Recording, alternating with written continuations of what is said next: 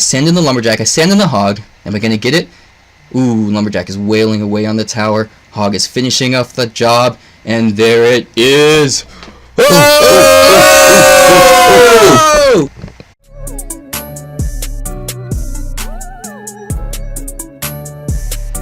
What's cracking, everybody? Hello and welcome back to Gaming 101 with Mr. Berger. Now, I've been really excited to do this video. I'm just going to go ahead and show the last 3 matches that I did that got me to League 2 or 4300 at the end of this last season. And before I get started here, if you see my hand, yes, I was bit by a pit bull. It's okay. I still love him. I still love all dogs. But if you see it, that's what that bandage is for. Alright guys, why don't we go ahead and jump on into the video here. So as you can see, I'm using my HogJack deck that I showcased in a previous video. If you want more strategy tips on that deck, you can go ahead and check out that video. But at this point I want to just kind of go ahead and spectate and observe and kind of cast over these matches that I did to get to 4300. So as you can see there, I opened with the Ice Wizard in the back. He's got a max level Royal Giant, so I used just the Knight to kind of DPS down the Royal Giant with the Princess Tower so that it doesn't do too much damage, and the Knight does a great job of soaking up the Wizard's damage. And then I counter push in the opposite lane because he invested all his elixir on the left there, and I use the Lumberjack to destroy that Wizard. Now I got to play defense here. Great placement of the Ice Wizard in the center there to distract the minions and finish off the units in the right lane. I then tornado the Miner into my King Tower, activating the King Tower. So that was a great play there, and you always want to activate the King Tower if you have the opportunity, if you have Tornado in your deck. There's a few other ways to do it. You could potentially knock them in with like a Fireball or bait them over there with other units, but Tornado is definitely the easiest way to do it.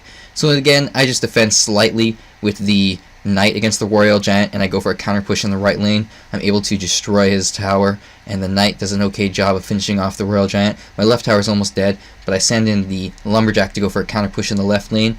He invested a lot of elixir in the Barbarians. Even though they're a great counter unit, they do cost 5 elixir, so you got to keep that in mind. He invested a lot in that, so he didn't have anything to defend in the left there, and I was counter pushing with the Knight. The Knight does a great job of tanking for the Lumberjack, takes down that tower, and at this point I think he's pretty much called a GG, so we're going to go ahead and speed through the rest of this replay here, and we'll end it there. Alright, so that was a good match. I think that was at about 4200, so why don't we go ahead and jump into the next one here. So really quickly guys, I'm looking to do like an intro animation for my channel. I already have a few people that can do songs for me, and I've got a few people that, you know, can potentially create a nice little jam for me for my intro, but I'm looking to do like a nice animation, so let me know if you're interested in that. Now as you can see there, I failed the Tornado. That's kind of a bad way to start my match off, and unfortunately it kind of makes me be like, oh man, I'm gonna lose this one. But I try to get back in the game. I try to be like, alright, it's alright, we all make mistakes, and I'm just gonna go ahead and keep playing. So I go for the counter push with the Ice Wizard by sending the Hog in. In this deck you generally want to kind of play defense and then send your Hog in when you got other units going to support it on the counter push. I mean, that's a general rule for playing Hog decks, but this one in particular. Alright, I see that he has the max level Elite Barbarians. Man, these max level Royal Giants and Elite Barbarians on ladder, I swear. Okay, anyway, I defend them great with using the Knight in the center so it distracts them, gets them in the range of the Princess Towers, and then my Lumberjack takes away his support and finishes off the E-Barb, runs in, gets one swing off on the tower. Not bad, gets a little bit of chip damage. Lumberjack does like 200 or more damage to the tower each swing, and he attacks super fast. Alright, this time I do successfully pull the Hog into the King Tower, activating it. And that's just a great way to counter so many decks. If you're looking for a good counter video, you can check out my countering heavy decks with cycle decks video. Gives you some awesome tips on how to do just that. Counter out some heavier beatdown decks with like an Expo cycle and a Hog cycle deck. Anyway, at this point, he used the Inferno Tower to counter my Hog, but the Hog costs 4 and the Inferno Tower costs 5. So in a way, he's giving me elixir, as long as I don't give him any extra value on the Inferno Tower. The Inferno Tower does stay alive a bit longer and does linger a little bit, but it doesn't do any extra damage to any of my units, so in a way he basically gave me 1 elixir for that trade every time he uses the Inferno Tower to counter my Hog. And again, I got to defend those Elite Barbs, because if those Elite Barbs get connected to the tower, oh man, it is just GG. They do so much damage, and that's why people overlevel them in ladder, because they're easy to request because they're common, just like the Royal Giant, and they do insane amounts of damage. So at this point I send the Hog in with the Knight. Classic, sending the mini tank in front of the Hog. He does a pretty great job of defending there, honestly, using the Knight, or countering the Knight, rather, with his Inferno Tower. Looks like I get a swing off with my Hog there, or maybe I didn't quite catch that. I'll have to double check. Anyway, at this point I got to defend against those Elite Barbs. You can see it's pretty easy to shut them down with just like a Knight and Ice Spirit and an Ice Wizard. And if you don't have Ice Wizard, of course, you can be running like Archers or something, and they do a great job, very similar role. Alright, at this point I'm setting the counter push in. I opt to poison to get a little bit of chip damage off and do some damage on that Executioner as well. The Hog got one swing off, so that's really good.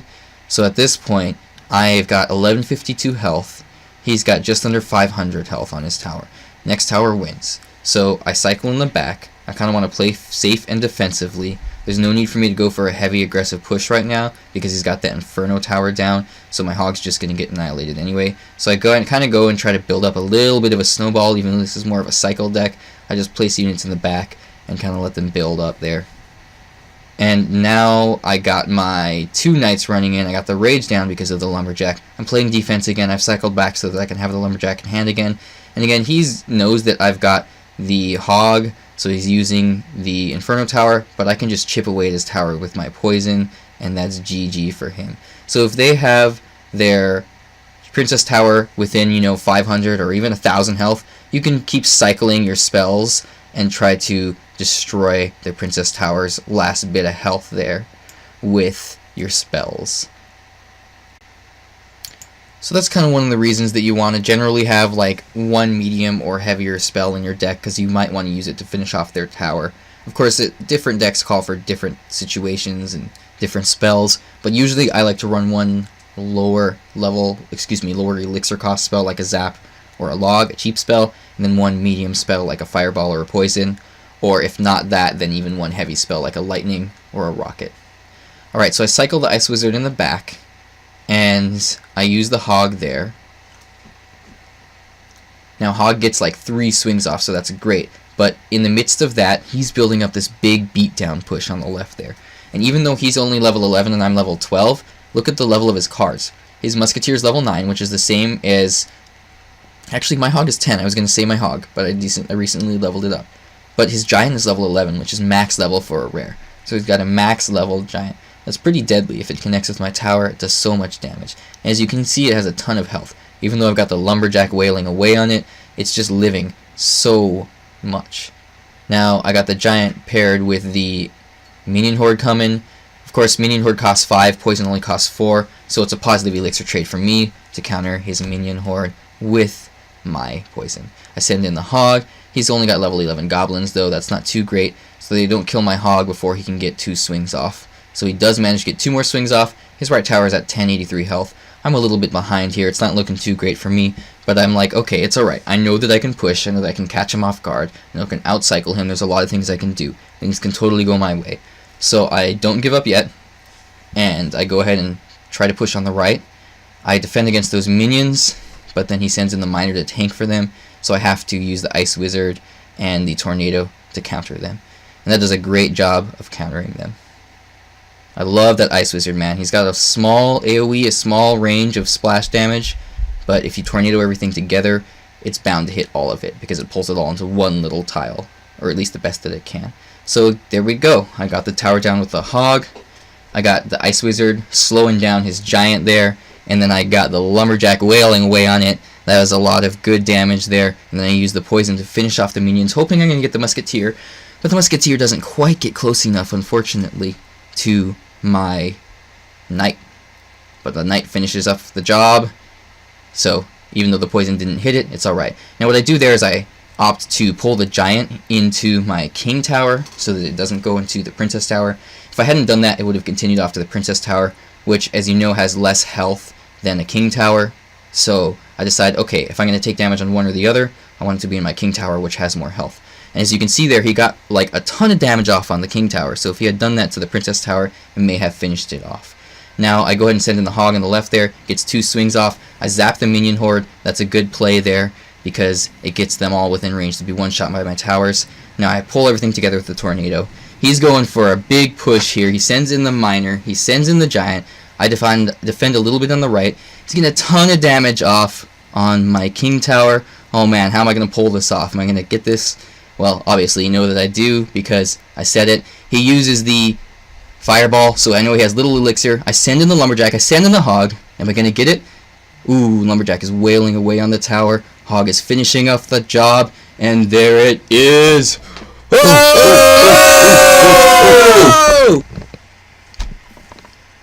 Thank you, ladies and gentlemen, for watching my video. Have a good night.